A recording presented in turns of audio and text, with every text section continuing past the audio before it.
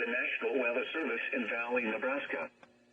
The preceding audio signals and alarm tones were a test of NOAA All Hazards Radio Public Warning Alarm System for transmitters across eastern Nebraska and southwest Iowa, as well as neighboring portions of Kansas and Missouri. During potentially dangerous weather situations, specially built receivers are automatically activated by the signal to warn of the impending hazard.